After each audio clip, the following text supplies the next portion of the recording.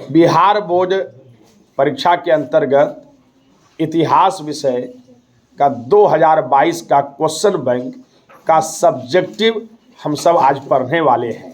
तो सब्जेक्टिव जैसे ही आता है लिखित, तो आप इतिहास में यदि केवल ध्यान से सुन लेंगे तो आप परीक्षा में उनको लिख भी देंगे। क्रमबद्ध रूप से हम सब बात करेंगे। 1 नंबर में प्रश्न है, इतिहासकार नेपोलियन से समुद्रगुप्त की तुलना क्यों करते हैं, कारण बताइए। यह क्वेश्चन दूसरे तरीके से भी आ सकता है कि समुद्रगुप्त को भारत का नेपोलियन क्यों कहते हैं। क्लियर? गुप्त वंश में एक शासक हुए जिनका नाम समुद्रगुप्त था। जैसा कि उनका नाम समुद्रगुप्त था वैसा ही उनका काम भी था। राजगद्दी पर बैठने के उपरांत उसने संपूर्ण भारत का चतुर्दिक विजय अभियान प्रारंभ किया। चतुर्दिक का मतलब होता है चारों क्षेत्र। चतुर्दिक विजय अभियान प्रारंभ किया और इसके अंतर्गत मुख्यतः 4 विजय अभियान प्रारंभ किए जो हरिसेन निर्मित इलाहाबाद प्रशस्ति अभिलेख में लिखा हुआ है। उसमें उत्तर भारत के सबसे पहले 9 राजाओं का विजय किया, जिसे हम आर्यावर्त विजय उत्तर भारत का विजय कहते हैं। इसके उपरांत उत्तर भारत के 9 राजाओं को विजय करने के उपरांत वह दक्षिण भारत के 12 राजाओं का विजय किया। इसके अतिरिक्त पश्चिम भारत और पूर्वोत्तर भारत के तरफ भी अभियान चलाने का काम किया। इस प्रकार सिंध, उत्तर प्रदेश, बंगाल, बिहार, पूर्वोत्तर भारत और दक्षिण भारत के तमिलनाडु, कर्नाटक, हैदराबाद जो वर्तमान में है, वो सभी उसने जीत हासिल किया। इसके अतिरिक्त भी गणराज्यों का विजय किया। इस विजय अभियान को देखते हुए जो विदेशी शासक जावा, सुमात्रा, सिंघल द्वीप जैसे राजा थे, वह भी हार मान करके समुद्रगुप्त के सामने नतमस्तक हो गए। जिस प्रकार के यूरोप में नेपोलियन ने चतुर्दिक विजय अभियान करते हुए संपूर्ण यूरोपीय महाद्वीप को स्थापित करने का प्रयास किया, उसी प्रकार समुद्रगुप्त भी अपने विजय अभियान से संपूर्ण भारत को जीतने का काम किया। इसलिए इतिहासकार विसेंट स्मिथ ने समुद्रगुप्त को भारत का नेपोलियन कहा, यह उनको संज्ञा दिया। क्लियर? अगला प्रश्न है, बौद्ध एवं जैन धर्म में 2 समानताएं बताइए। आप जानते हैं कि ईस्वी पूर्व 6ठी शताब्दी में 2 धर्मों का उदय हुआ। एक तरफ भगवान बुद्ध के अंतर्गत बौद्ध धर्म और वहीं दूसरी तरफ महावीर स्वामी के अंतर्गत जैन धर्म का विकास और उद्भव हुआ।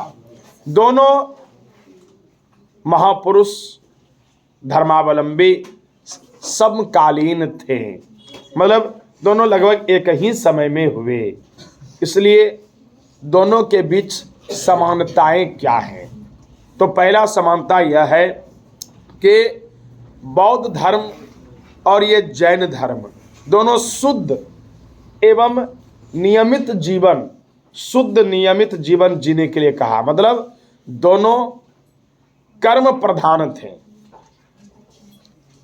और मनुष्य को भी कर्म प्रधान बनने के लिए कहा। मतलब कर्म से ही आपको जो कुछ मिलना है वह मिलेगा। उसने जैन धर्म ने भी ये बात बताया और बौद्ध धर्म ने भी ये बात बताया। दूसरा, दोनों धर्मों ने अहिंसा पर बल दिया, अर्थात किसी भी जीव की हत्या नहीं करना, यहाँ तक कि पशुओं तक की भी हत्या, अतिरिक्त जीव जंतुओं की भी हत्या करने के लिए मना किया। तो दोनों धर्म कर्म प्रधान थे। पहला तो ये समानता है कि दोनों कर्म पर बल दिए, और दूसरा समानता ये है कि दोनों अहिंसा को मानते थे। तीसरा ये भी है कि वह और भी समानताएं हैं, ईश्वर को नहीं मानते थे। ये सब दोनों ईश्वर को नहीं मानते थे। दो ही कह रहे हैं, आपको बता दिए। अगला प्रश्न है, आईन ए अकबरी के बारे में आप क्या जानते हैं? आईन ए अकबरी अकबर के इतिहासकार अबुल फजल के द्वारा लिखा गया है, जिस के अंतर्गत रिकॉर्ड हो रहा है, ध्यान से करिए।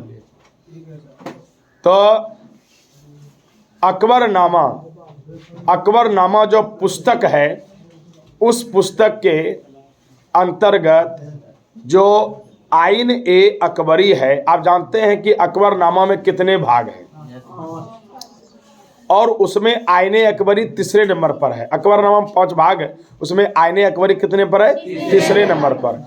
आईन ए अकबरी में मुगल वंश के अंतर्गत जितने भी उस समय जमीन या भूभाग था, उनको जो 4 भागों में बांटा गया, पोलज, चाचर, परती और बंजर। पोलज, चाचर, परती और बंजर, इनका विश्लेषण, इनकी विशेषता और इन पर किस प्रकार कर लगाया जाए, इनका ही विशेष वर्णन है। अर्थात आईन ए अकबरी में भारत के मुगल कालीन समय के कर प्रणाली का वर्णन है, राजस्व वसूलने का वर्णन है, और कैसे लेखा जोखा राजस्व का रखा जाए, उन्हीं का वर्णन है। अगला प्रश्न चौथा नंबर, झूम खेती क्या है? यह भी आपको बता दें कि आज 8 बजे जो भी ये परीक्षाएं हो रही हैं होंगी, तो उसका 1 नंबर अध्याय तो हम सिंधु घाटी सभ्यता को समझा दिए हैं। तो आपको चैनल पर कर्मभूमि आर्ट्स वाला चैनल पर 2रा, 3रा, 4था और 5वां 8 बजे लाइव होके लगभग 1-1.25 घंटा का यह क्लास है। हम अपने से भी 1 नंबरा को समझा देंगे, 400-500 1 नंबरा को हम कंटिन्यू समझाएंगे। तो आप सब 8 बजे जो है YouTube ओपन कर लीजिएगा, YouTube में अपना चैनल को खोज लीजिएगा। हम जैसे लाइव आएंगे तो उसमें लिखा रहेगा लाइव, ठीक ना। तो 8 बजे राइट टाइम, आज हम कहीं नहीं जाएंगे, 8 बजे राइट टाइम पूरे 5 चैप्टर, 1 चैप्टर तो समझा के वीडियो अपलोड कर दिए हैं। तो आप सब कोई भी मोबाइल हो, यूट्यूब केवल इंटरनेट रहना चाहिए, यूट्यूब उस पर कर्मभूमि आर्ट्स वाला जो भी नए पुराने हैं वो सुनिए और उसको जो है टाइप कीजिए, और जो है लाइव आ जाएंगे। तो 8 से जब तक 5वां अध्याय समाप्त नहीं होगा तब तक समाप्त नहीं करेंगे, क्लियर। तो जो है लेकिन कितना भी लेट लगेगा, 1-1.5 घंटे में समाप्त हो जाएगा। तो आपको एकदम सबको सुन के कंप्लीट कर लेना है और उसी का कल परीक्षा देना है, क्लियर। लेकिन कल पढ़ाई भी होगी, उसके बाद परीक्षा भी होगी। झूम खेती क्या है? समझिए, झूम खेती आदिम जनजाति के द्वारा, आदिवासी के द्वारा, घुमंतू भोटिया के द्वारा, संथाल, बिरहोर, मीन जैसी जनजातियों के द्वारा किया जाने वाला कृषि है। ऐसी कृषि के अंतर्गत लोग एक जगह जंगल काट करके कृषि योग्य जमीन बना लेते हैं और फिर उस पर खेती करते हैं, और खेती करने के उपरांत फिर जब 2-4 वर्ष तक खेती उत्पादन कम हो जाता है तो पुनः दूसरे जगह चले जाते हैं, फिर वहाँ जंगल काट करके, जला करके, फिर कृषि योग्य जमीन तैयार करके पुनः इस पर खेती करते हैं। इस प्रकार हस्तांतरित कृषि और घूम घूम कर जंगल को कट कर जो कृषि की जाती है उसी का नाम है झूम कृषि, जिस पर अभी भारत सरकार प्रतिबंध लगा दिया है, लेकिन फिर भी पूर्वोत्तर भारत में यह झूम कृषि प्रचलन में है। अगला प्रश्न है 5वां, संथाल विद्रोह कब प्रारंभ हुआ और इसके नेता कौन थे? समझिए, हम जो लिखाए हैं उस उत्तर को याद कीजिए। ये 2 लाइन का उत्तर याद करने की जरूरत नहीं है, या उसके केवल क्वेश्चन देखना है और अपने हमारे उत्तर लेखन को ध्यान देना है। ध्यान से समझिएगा। 1955-56 ईस्वी में अंग्रेजों के द्वारा जो संथालों पर अत्याचार किया जा रहा था, उसमें भागलपुर से राजमहल के बीच की जमीन दमन ए कोह के नाम से जाना गया। अर्थात यहां अंग्रेजों ने भोले भाले जनजातियों पर उसकी जल जंगल और जमीन छीनकर उस पर अधिक से अधिक कर लागू कर उस पर अत्याचार कर रहे थे। इन्हीं अत्याचार के खिलाफ दो नवयुवक, मुख्य रूप से सिद्धो और कान्हो, उनके साथ चांद और भैरव भी थे, लेकिन मुख्य रूप से सिद्धो और कान्हो ने संथालियों को एक जगह एकत्रित किया, उसको भाषण देकर बताया कि भाई हम तुम्हारे भगवान हैं, भगवान ने हमको तुम्हारे लिए भेजा है, तुम नशा छोड़ दो, तुम बेविचार छोड़ दो, तुम एकत्रित हो जाओ और हम सब मिलकर इन दीकू मतलब बाहरी लोगों को अपने क्षेत्र से मारकर बाहर करेंगे। भगना जी नामक जगह पर 20,000 संथाली हथियार बंद, तलवार, भाला, तीर, फरसा, कुत्ता सब लेकर के जमा हुए और आक्रमण कर दिए। अंग्रेजों के थाना या कर्मचारी या ब्लॉक, रेलवे प्लेटफॉर्म, जो भी सरकारी जगह था, सब पर आक्रमण कर दिए और यह विद्रोह प्रारंभ कर दिए, जिसको भारतीय इतिहास में संथाल विद्रोह के नाम से जाने जाते हैं। बाद में सिद्धो कान्हों को उन्हीं के लोगों ने पकड़वा दिया और जेल में उनका तरफ तरफ कर मृत्यु हो गया और इस प्रकार संथाल विद्रोह बंद हो गया। और भी कहानी हम लंबा सुना दिए हैं। अगला प्रश्न है, तात्या टोपे कौन था, उसकी मृत्यु कैसे हुई? देखिए, तात्या टोपे एक कुशल सेनापति थे। ये साहसी, परमवीर, विश्वसनीय सेनापति था।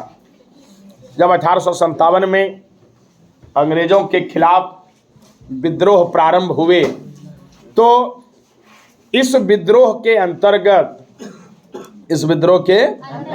अंतर्गत कानपुर में कौन लड़ाई लड़े थे? कानपुर से कौन लड़ाई लड़े थे? नाना साहेब। इनके साथ होकर अंग्रेजों से कई युद्ध लड़े और अंग्रेजों का नाको दम किए।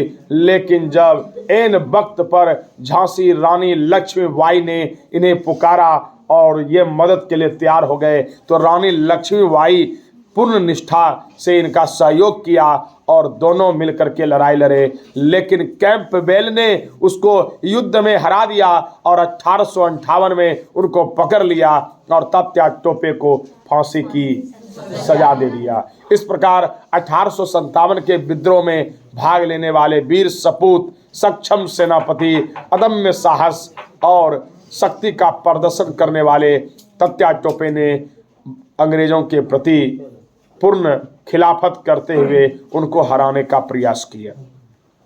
अगला प्रश्न है, हड़प्पा सभ्यता की जल निकास प्रणाली की 2 विशेषताएं बताइए। समझिए, हड़प्पा सभ्यता एक नगरीय सभ्यता थी। यहाँ हड़प्पा, मोहनजोदड़ो, लोथल, कालीबंगा, चनहुदरो, बनमाली, सुतकांगोडोर, आलमगीरपुर, रोपर जैसे बड़े बड़े शहर प्राप्त हुए।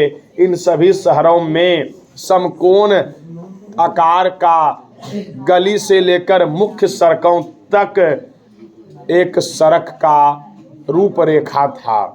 पक्की सड़कें, पक्की गलियां होती थी, लेकिन सिंधु सभ्यता के लोग इसी सड़क के किनारे नाले का निर्माण करते थे और ये नाला जो होता था वह गली से होकर मुख्य सड़क के पास मिलता था और मुख्य सड़क से होते हुए शहर से दूर एक गड्ढे में चला जाता था और वहाँ शहर के सारे गंदे पानी जमा होते थे, जिसको ढकने का भी प्रबंध किया जाता था।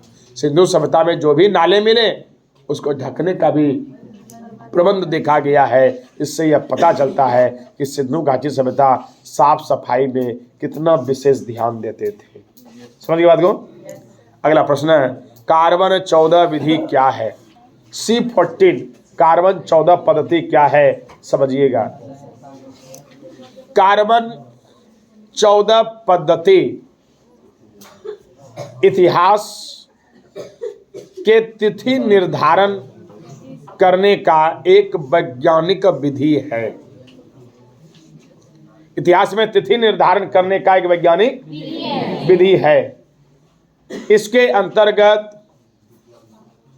किसी भी जीवाश्म में, जीवाश्म का मतलब जो भी आदमी जानवर जो मर गए, जो उनका हड्डी और अवशेष है, किसी भी जीवाश्म में कार्बन 12 और कार्बन 14 की मात्रा होती है। कार्बन 12 तो स्थिर रहता है, लेकिन कार्बन 14 वर्ष समय बीतने के साथ साथ नष्ट होते चला जाता है। जैसे जैसे कार्बन 14 का अवक्षय होते जाता है, उसी के अनुमानित आयु के आधार पर किसी भी जीवाश्म के आयु का निर्धारण किया जाता है। इसमें सिंधु घाटी सभ्यता के भी अवशेष मिलने पर इसका निर्धारण 2350 से 1700 तक किया गया, लेकिन किसी ने इसको 2500 ईस्वी पूर्व से 1750 ईस्वी पूर्व भी बताए। तो यह इतिहास में काल निर्धारण का एक विधि है। लोथल कहाँ है? इतिहास अध्ययन में इस स्थान का क्या महत्व है? लोथल गुजरात में है। लोथल गुजरात में है। यहाँ से गोदीबारा डायकवर्ज का प्रमाण मिला है। सिंधु घाटी सभ्यता में लोथल एक बहुत बड़ा पत्तन बंदरगाह के रूप में पाए गए हैं। यहाँ पर तराजू, बाट, जहाज और व्यापार के अन्य सामग्री बड़े पैमाने पर प्राप्त हुए हैं। अहमदाबाद में, गुजरात के अहमदाबाद में यह जो है प्रमाण मिला है। यहाँ से चावल की खेती का भी जो है प्रमाण मिला है। चावल के भूसा का भी प्रमाण मिला है। कुल मिलाकर के व्यापारिक पत्तन के रूप में, चावल के अवशेष के रूप में और सिंधु घाटी सभ्यता के बंदरगाह के रूप में गुजरात का लोथल महत्वपूर्ण है। विश्व के 7 आश्चर्य का नाम लिखें। तो ये इतिहास में अलग से अतिरिक्त प्रश्न दे दिया है। जैसे कि पूरे दुनिया में 7 आश्चर्य की जो चर्चा करते हैं, उसमें अपना एक 7वां ताजमहल भी आता है, डोकेन प्लेस भी आते हैं, पेरिस का एलिवेशनिया भी आता है। इसके अतिरिक्त अमेरिका का न्यूयॉर्क वैली भी आता है। तो दुनिया के जो मोस्ट इम्पॉर्टेंट जगह है, वह जो सुंदर भव्य है, यूनेस्को जिसको मान्यता दिया है, वही 7 है। उनको देख लीजिएगा। मुगल दरबार में अभिवादन के तरीके क्या थे? तो मुगल दरबार में भी अभिवादन के तरीके वही थे जो बलबन ने लागू किया था। सजदा और पाबोस प्रथा। सजदा का मतलब हुआ कि झुक करके सलाम करना, इस प्रकार का, और पाबोस का अर्थ हुआ पैर को चूमना। आगे है कि कमल महल कहाँ है, इसका क्या उपयोग होता था? कमल महल विजयनगर की राजधानी हम्पी, जो वर्तमान कर्नाटक में है, वहीं का एक प्रसिद्ध महल है कमल महल। ये 2 मंजिला महल था। कमल महल हजारा राम मंदिर के समीप था। यह महल इंडो इस्लामिक शैली से बनाया गया था। कमल महल इस प्रकार था कि चारों तरफ से जो पहाड़ी थी, वहाँ से झरनानुमा पानी एक जगह इकट्ठा होता था और फिर वहाँ से पानी को अन्य जगह सप्लाई किया जाता था। तो इस तरह कमल महल सिंचाई का भी एक पर्याप्त बहुत बड़ा साधन था। और लास्ट एक 13 नंबर प्रश्न पर चर्चा करें कि हड़प्पा सभ्यता के 4 प्रमुख केंद्रों के नाम लिखें। तो हड़प्पा सभ्यता जो भारत के विश्व की सबसे प्राचीनतम सभ्यता है, इस विश्व की प्राचीनतम सभ्यता में चार आपको यदि नाम लिखना हो तो एक हड़प्पा, मोहनजोदड़ो, लोथल, कालीबंगा, हो गया। ऐसे ही आप याद और भी रख लीजिएगा। अभी हम हड़प्पा, मोहनजोदड़ो, कालीबंगा, चनहुदरो, बनमाली, सुतकंगोडोर, ये सारे नाम जो आपको गिना है उसमें 4-5 याद रखिएगा। परीक्षा में याद रखिएगा कि कुछ तो ऐसे भी प्रश्न आ जाते हैं जो कि एनसीईआरटी सीबीएसई पैटर्न में जब लागू हुआ तो समझाए हैं, लिखाए हैं, जो क्वेश्चन लिखा है उसके बीच से भी क्वेश्चन ला दिया। अब सिंधु घाटी समझा कि स्पेशल हम कहीं पर 4 शहर का नाम नहीं लिखवाए हैं, लेकिन 10 ऐसे प्रश्न हैं जिसमें कि कई बार 4 नहीं बल्कि 10 शहर का नाम लिखवा दिए। सबका खोज किसने किया यहाँ तक लिखवा दिए। तो ये अपना भी भेजा होना चाहिए। समझ गए बात को? इन्हें अच्छा ये अक्षर तो नहीं मिल रहा है, सर शायद नहीं लिखवाए, तो विद्यार्थी का है जब हो बहु रच, ये इसलिए बीच बीच से प्रश्न पूछा जाता है कि आप रचने की मशीन ना बन जाए, आपके अंदर एक समझ विकसित हो, है ना। तो आपको हम जितना पढ़ाए, लिखाए, समझाए, वर्षों तक, 1 वर्ष सब बीतने वाला है, तो आप इतना आपके पास नॉलेज हो गया कि क्वेश्चन क्या पूछेगा और जवाब क्या देना है। और ज़्यादा कोई दिक्कत है तो बहुत ज़्यादा क्वेश्चन है, हमको तो छठिए का ना जवाब देना है। तो आप सब 8 बजे आज लाइव आ जाएंगे। चलिए ठीक है, इतना याद कीजिएगा। अगले दिन यहाँ से क्वेश्चन बैंक होगा। ओके।